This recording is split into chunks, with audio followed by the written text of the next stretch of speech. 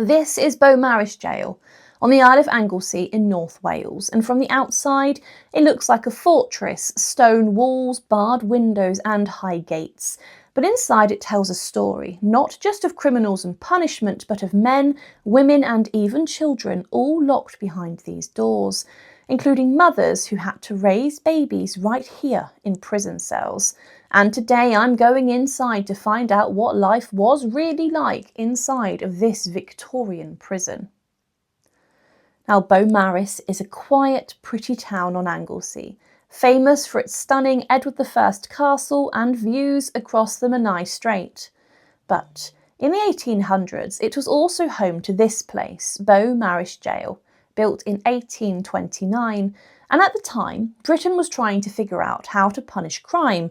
Public hangings were starting to look barbaric, transportation to Australia was getting expensive, and reformers were arguing that prison could change people's behaviour. So, enter the age of the Victorian jail. Beaumaris Gaol was designed under the separate system. This meant that prisoners were kept in solitary confinement, forbidden from speaking or even looking at each other. The thinking was that silence and reflection would reform their souls, but in practice it drove many prisoners to despair and in some cases to madness. Inside you'll find tiny cells like this. A wooden bed, a thin blanket, a Bible and a chamber pot. Everything a Victorian prison reformer thought you needed to become a better person. And every door had a Judas hole, so the guards could spy on prisoners without being seen themselves. But Beaumaris wasn't just for male prisoners. Women were held here too, including mothers who were forced to bring their babies into the prison with them. And that's where the story gets even more grim. In the Victorian era, the law made no allowances for women who were pregnant or who had small children.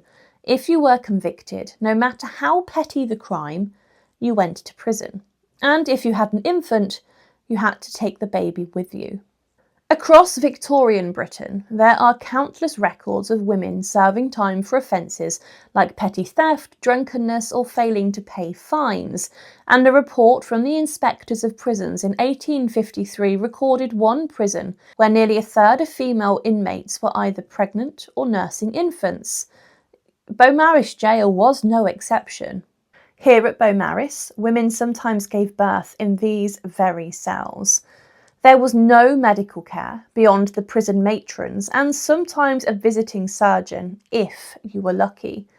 Babies were kept in the cell with their mothers, and imagine raising a newborn in a room like this. Stone walls, an iron door, no fresh air, and the endless silence rule. And yes, the silence even applied to mothers. Speaking to other prisoners, even quietly, could land you in solitary confinement. Right, give us a little demonstration with your hand. So obviously there's a rope downstairs, there's a hole in the wood. So we'll be able to... So women working downstairs in the workroom could pull a rope and rock the crib with their child in, so they didn't have to disturb their workload. I think someone else is pulling it down there now. They are, there's pressure. You can hear it doing it, can't you? Yeah. So what does pulling the rope do? Pulling the rope, it rocks the crane above. So the women will be working here, the child's up there. If they're crying, and it rocks the crane. I will say one thing, it's pull really hard.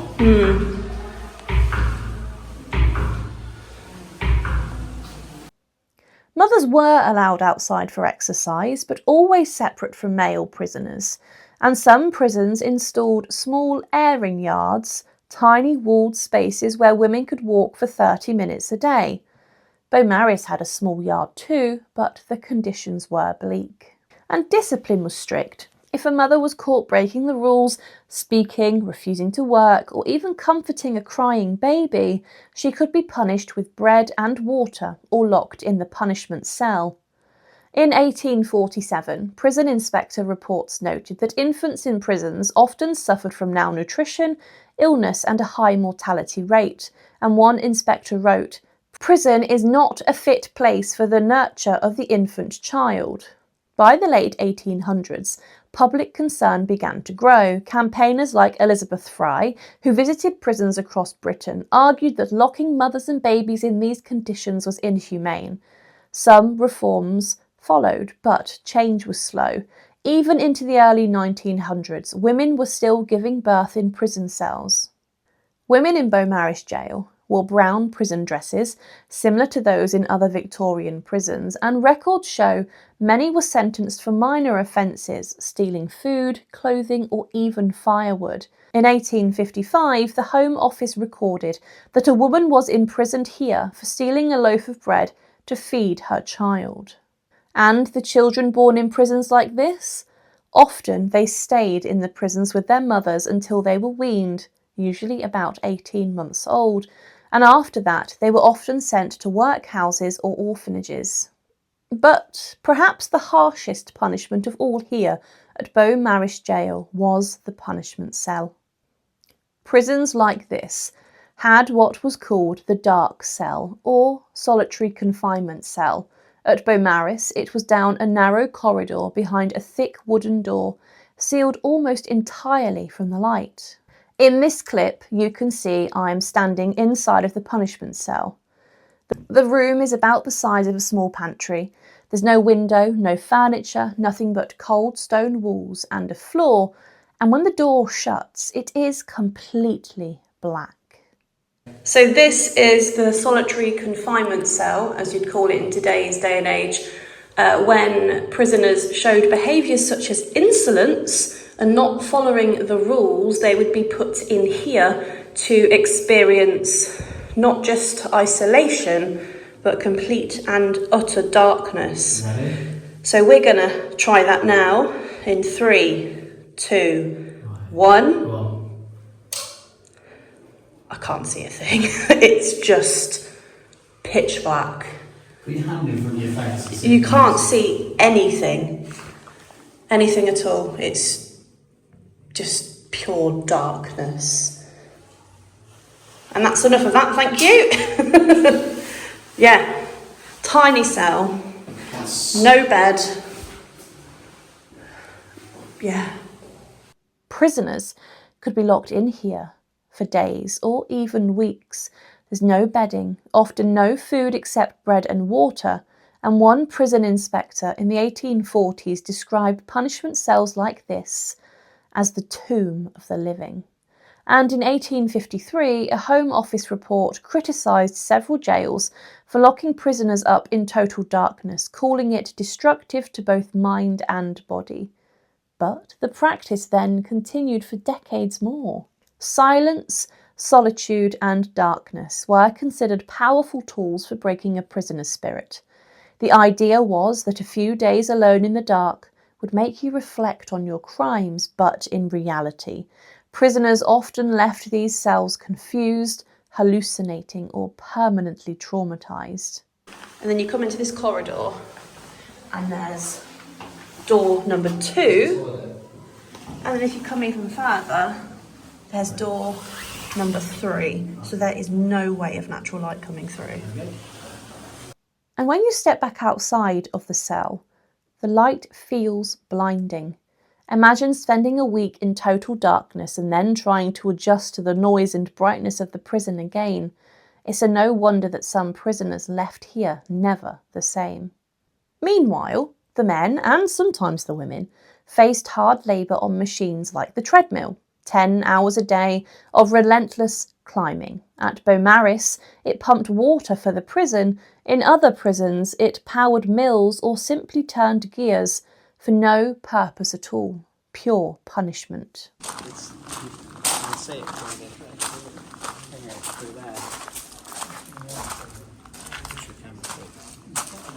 Oh, so they'd literally, so that it's like steps to step up and up and up. Yeah, they'd just be stepping up every day, and that's sort of to keep the water turning.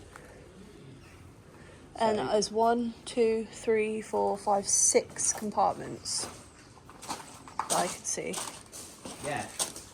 Like, imagine they'd be holding onto the chain. This is the only one of these in the world, you know. Is It it? exists, yeah. This still exists. Still exists today. Yeah. It's the only one. There we go. They'd be stepping up and up and up and up and up. And as you said, each man would do half the height of Everest every single day. If you look as well, there's handles for them to hold on to. So holding on like that. And of course, there were executions. 2 hangings took place at Beaumaris.